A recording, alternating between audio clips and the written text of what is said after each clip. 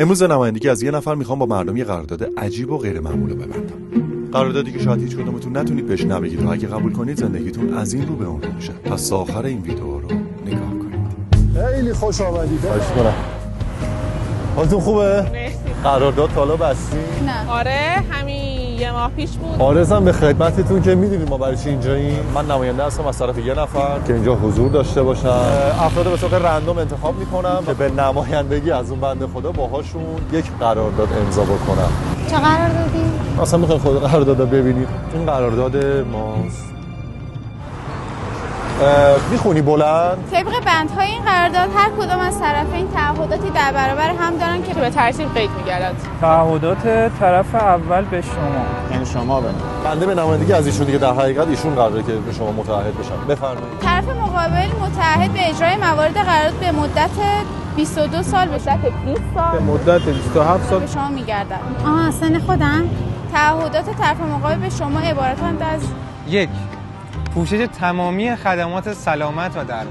جدی؟ اولیش سورپرایز جالبی بود. همین اول اصلا کارو بس.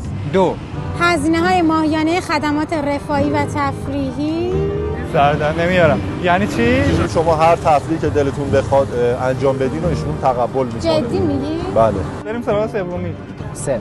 هزینه‌های مربوط به تحصیلات پایه و در صورت نیاز تکمیلی. پایه که فکر کنم تا دبیرستان بشه، تکمیلی هم دانشگاه و بله خوبه. 4. هزینه‌های پوشاک مصرفی سالانه. خوبه؟ اینو دیگه خیلی هست. اوه احساس می‌کنم نقشه کشیدین تو ذهنتون که شما خندیدین. نمیدونم چی بگم آخه.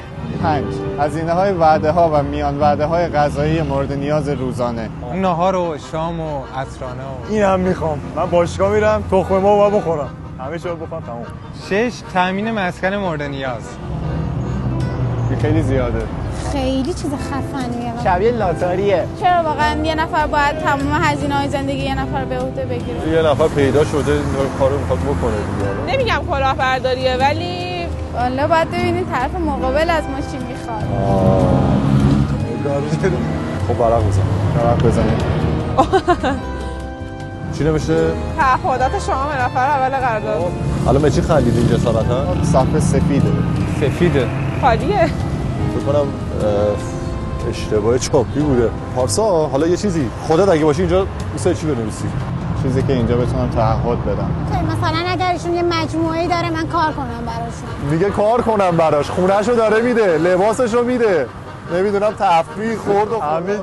چیکار می‌کنی باشو کنی؟ من واقعا نمیدونم چیکار کنم. بیشتر از قانون کار 15 ساعت کار میکنم. باز عادلانه نیست. شما اگه 15 ساعت من توی شرکت